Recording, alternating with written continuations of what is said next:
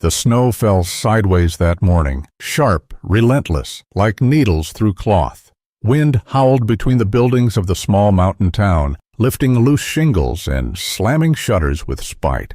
Most places had gone dark the night before, but the diner on the corner still flickered to life just after 6 a.m., like it always did. The open sign buzzed faintly, half buried behind a layer of frost. Hazel stepped in from the alley entrance, her breath coming out in clouds. She shook the snow from her boots, pulled her coat tighter around her, and got to work. Chairs down, coffee brewing, counters wiped, all the same, every morning. She moved without hurry, without fuss, like someone who had learned not to expect surprises. The diner had 5 booths, 2 stools that wobbled, and a single bathroom that never quite locked. Hazel had worked here for 9 years, long enough that the regulars no longer remembered when she started, long enough that the cracks in the floor knew her soles. Her apron, faded blue with the name of a manager who no longer worked there, hung loose over her small frame. She wore her hair tied back, always did. At 6:47, she glanced up from refilling the napkin holders, a figure outside, just beyond the frosted glass. At first, she thought it was a pile of snow blown too high. Then it shifted, moved, collapsed. She ran to the door. An old man lay crumpled on the stoop, his coat stiff with ice, his hands bare and shaking. People passed. One man glanced down, then kept walking. Another tightened her scarf and looked away. Hazel didn't hesitate. She shoved the door open and stepped out into the wind. "Sir?" she called, crouching beside him. "Can you hear me?" His eyelids fluttered, lips blue. He wasn't homeless, at least not obviously. His boots were worn but clean.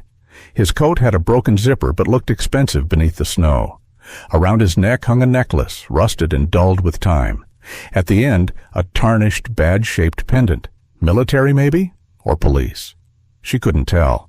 Hazel didn't ask questions. She lifted his arm over her shoulder and dragged him inside, slow and careful, step by step. The bell above the door chimed weakly. Inside, the heat wasn't much, just a wall unit and an old radiator, but it was dry. She helped him into the booth closest to the heater and grabbed a towel from the back room, patting snow from his shoulders and hair. He didn't speak, just watched her through glassy eyes, dazed but calm, like he couldn't decide whether he was alive or dreaming.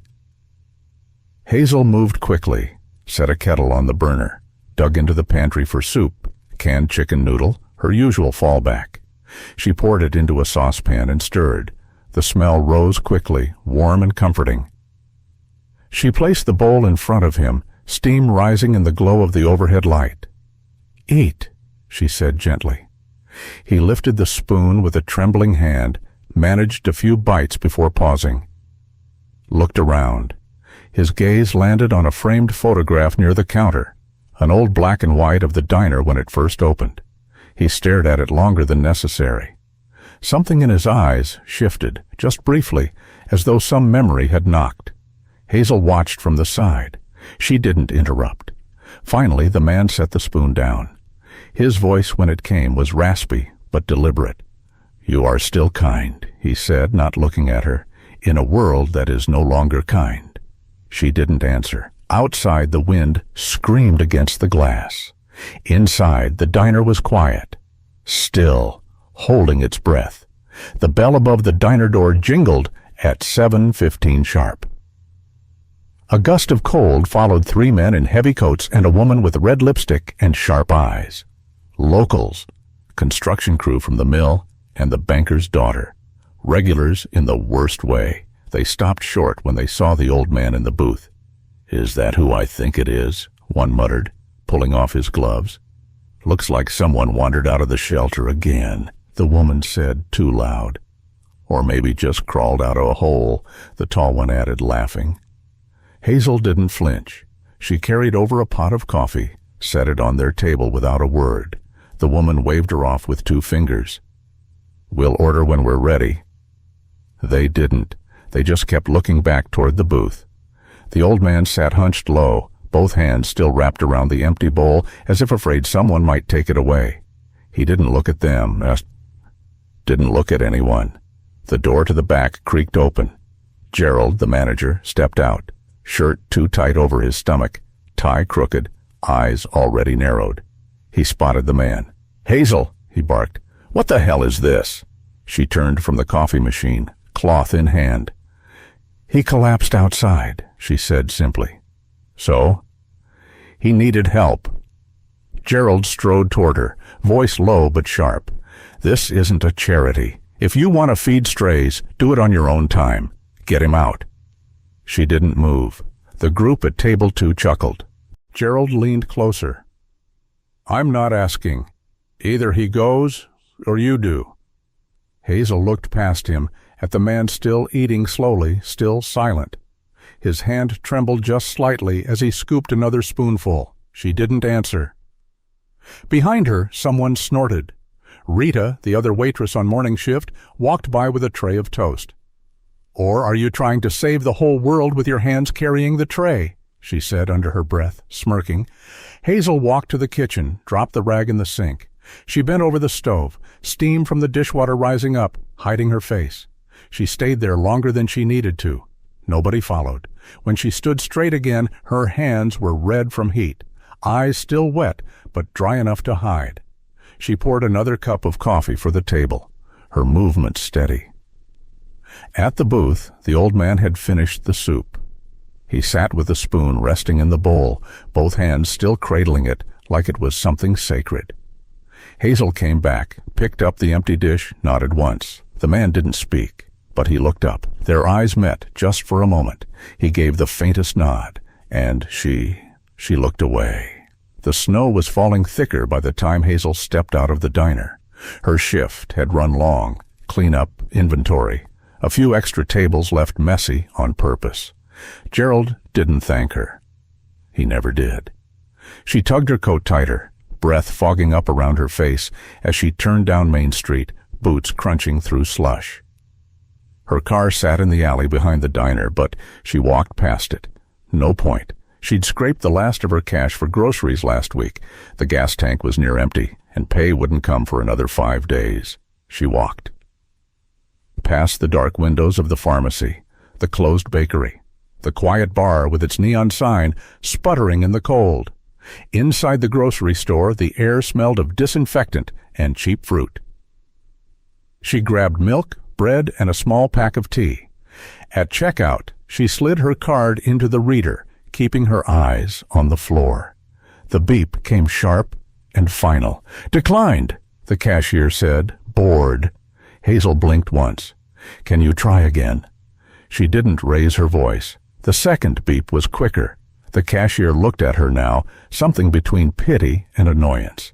Hazel nodded once, placed the milk and bread aside, and quietly paid cash for the tea. Coins clinked like shame. Outside, the wind had picked up. Her hand stung through her gloves. Her apartment was 3 blocks away, second floor of a gray house with chipped paint and a porch light that flickered when the wind hit just right. She saw the note before she reached the steps, taped crooked on the doorframe. She didn't need to read it to know what it said. Still, her eyes caught the words anyway. 5 days late. Door will be locked by Friday. No signature, just the kind of warning that comes when no one expects you to fight back. She pulled it down slowly, folding it in half with stiff fingers like folding a bruise. Next door, Mr. Langley stood smoking on his porch in his undershirt and a wool hat.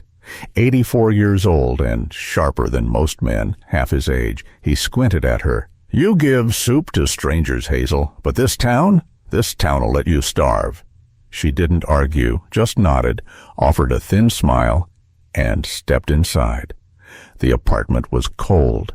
She set the tea on the counter, took off her coat, and sat at the kitchen table. Her notebook lay on the windowsill, where the morning light usually hit. She opened it with quiet hands, flipping past sketches, old receipts, a torn napkin with a phone number she never called. From the back pocket, she pulled out a postcard, edges curled, ink faded, but the words still clear. "Kindness is a language the deaf can hear and the blind can see." Her mother's handwriting beneath it. Hazel stared at the card a long moment, then tucked it gently back in and closed the book. She didn't cry. She just sat there, hands folded, as the kettle ticked on the stove behind her. Hazel came in an hour early the next morning. The diner was still dark, the windows coated in a fresh sheet of frost. She unlocked the back door with slow, practiced hands, stepped inside, and let it shut quietly behind her. No lights, no noise, just the hum of the old fridge and the faint ticking of the wall clock. She didn't turn on the overheads. Instead, she moved by memory, collecting the containers from the night before. The soup no one ordered, half a loaf of bread, a few apples bruised, but still good. She worked quietly, wrapping everything in wax paper and tucking it into a plain brown grocery bag. The air still smelled faintly of coffee grounds and grease, but it wasn't unpleasant. Familiar. Her fingers moved fast, like they'd done this before. She added 2 folded napkins. No note, no message. She slipped on her coat, lifted the bag carefully, and paused a second at the door before opening it. The town was silent at that hour, still buried under the storm's leftover hush. Snowdrifts hugged the sidewalks, and icicles clung to gutters like teeth. Her boots crunched in rhythm as she walked 3 blocks east, past the shuttered drugstore, past the bus stop where no buses came this early, until she reached the side door of St. Agnes Chapel. Behind it, just past the fence, was a little alcove where the wind didn't bite as hard. It wasn't much, just a stone bench and the faint outline of footprints from the night before. Hazel placed the bag on the bench.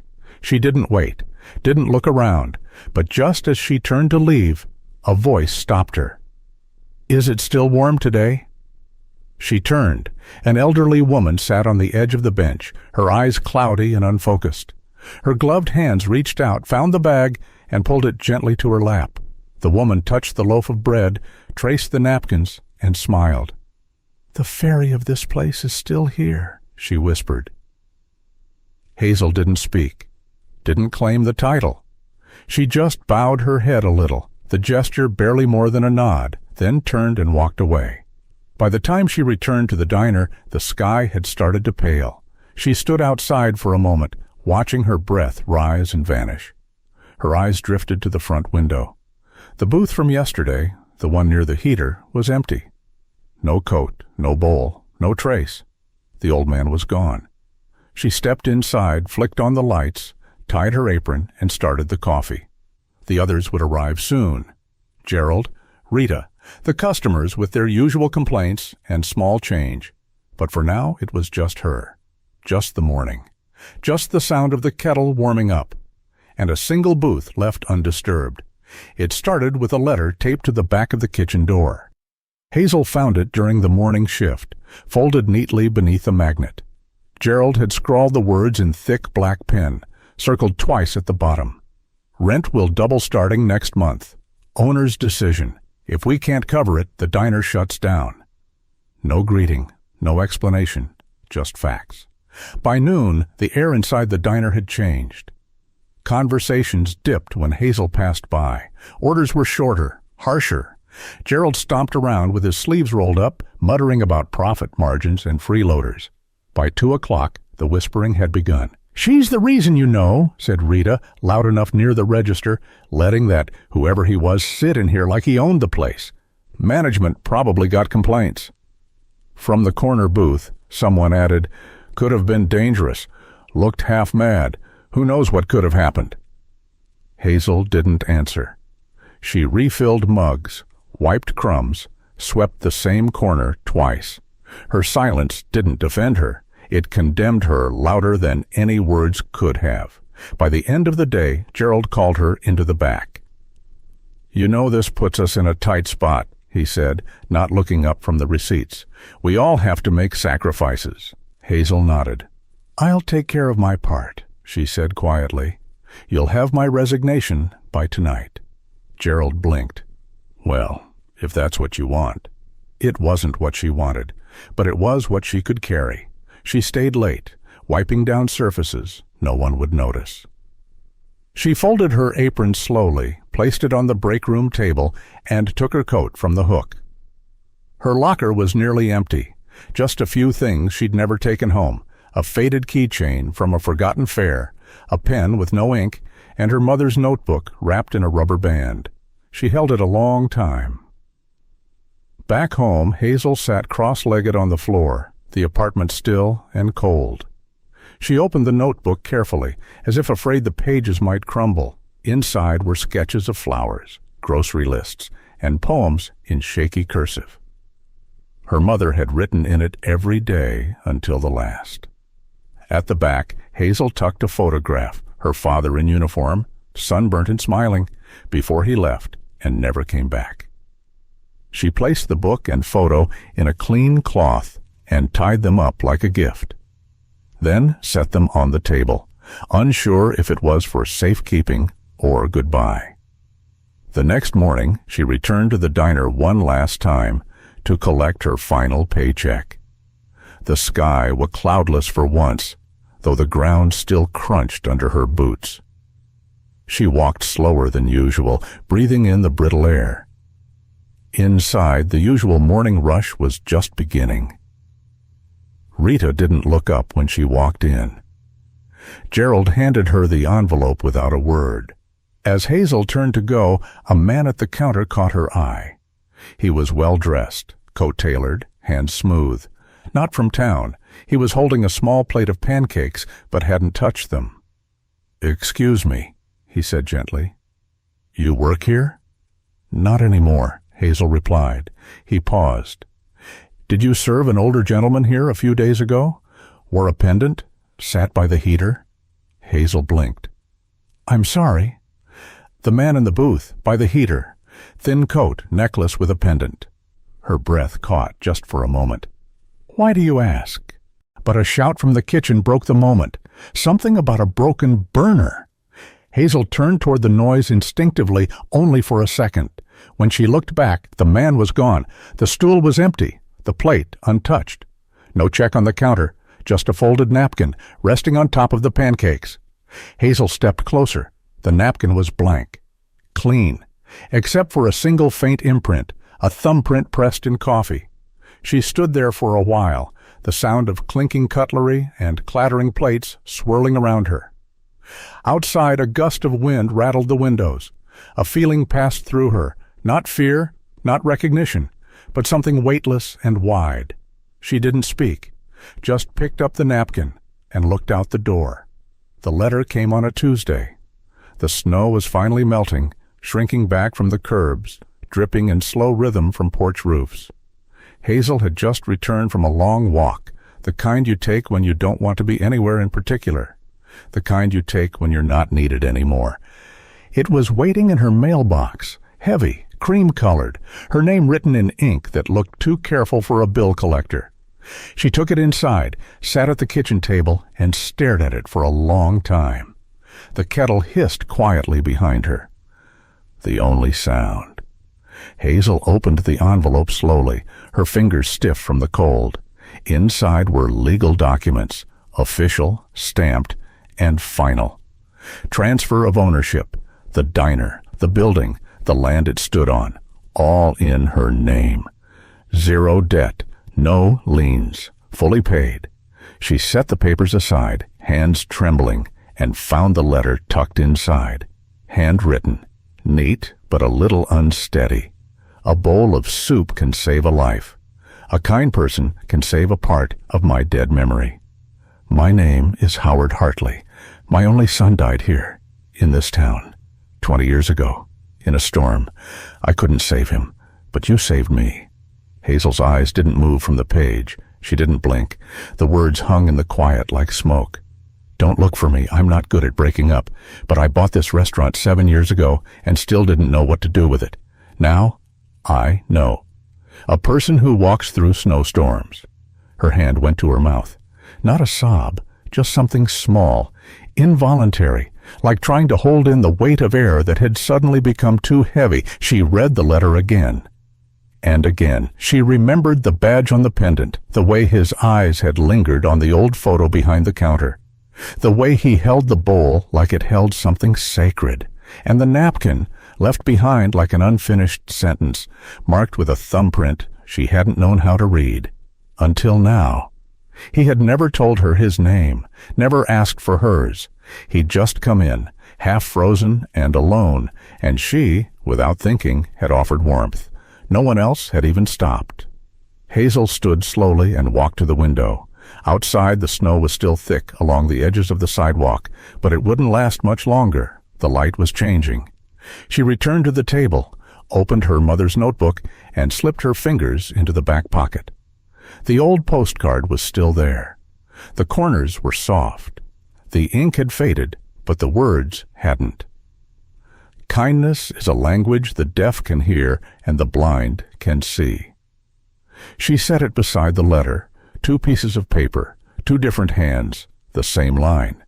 Hazel sat there for a long time. No music, no words, just the rhythm of the thawing world outside.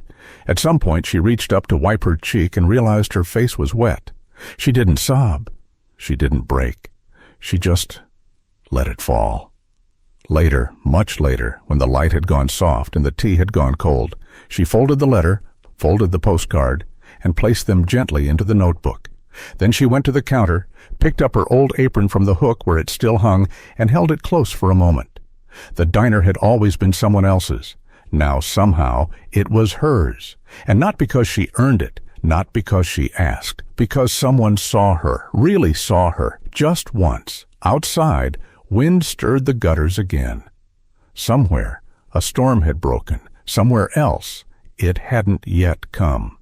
Hazel looked at the floor, then the window, then the table. She whispered, just once, to no one in particular. "Thank you for coming in from the cold." She didn't tell anyone about the letter. She didn't have to. It was already written into how she moved through the day. The sign came down quietly one morning. Hazel didn't tell anyone, just waited until the street was empty, climbed a short ladder, and removed the old metal letters. Denny's Diner. She wiped the dust from the frame, then hung a new wooden plaque, hand-painted in soft, uneven strokes. The Kind Cup. The name didn't mean much to most, but those who sat down at the window booth, especially on cold days, noticed the notes. Small, handwritten slips of paper tucked beneath the salt shaker. If you are tired, stay a little. There is always someone here who understands that. Hazel never explained them. She never told the story. No interviews, no photos on the wall, no framed letter from a man named Howard. But every night, before she locked the door, she placed a small bowl of soup on the ledge near the fireplace, right beneath the window where the snow used to cling. She didn't expect anyone to take it. Still, she warmed it every night.